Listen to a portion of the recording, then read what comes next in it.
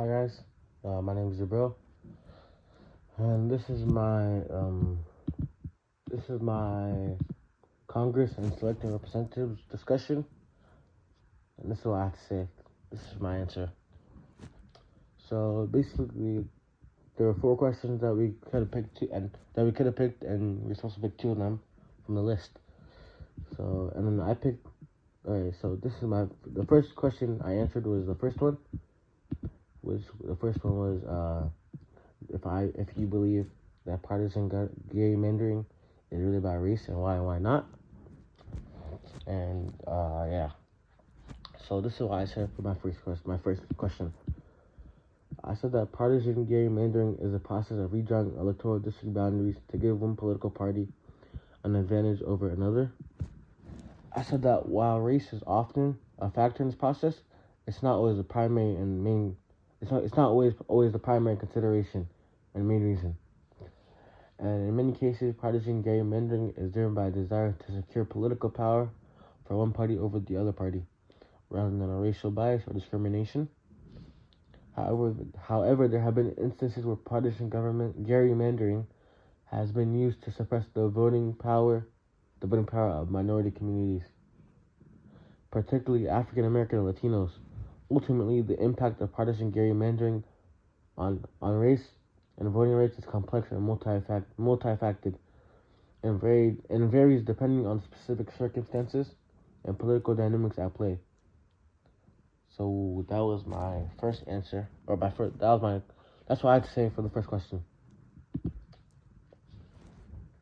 And then for the second question, the second question I chose to answer was the third one. Oh no, second one. It was should gerrymandering be allowed in our political system, and to explain my answer. And then this is what I said. I said that gerrymandering should not be allowed in our political system, but with a few exceptions. I said that gerrymandering is a changing of political districts so that it will benefit the political party.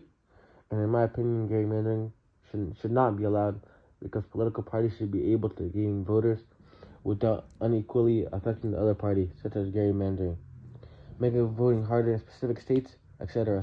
Instead, they should be able to gain voters fairly in the old-fashioned way, campaigning, advertising, etc. Going back to what I've said about gerrymandering, shouldn't be allowed, but with a few exceptions and reasons.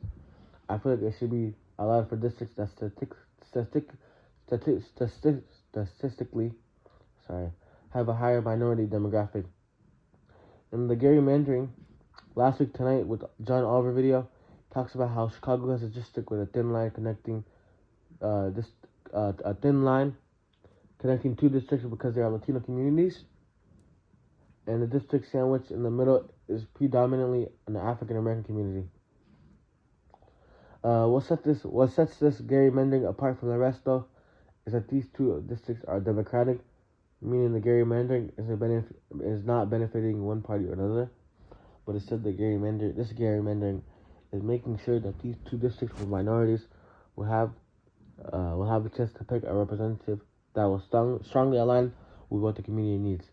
To sum everything I said, gerrymandering should not be allowed to benefit a political party, but it should be allowed to benefit communities that need representation and a voice in Congress.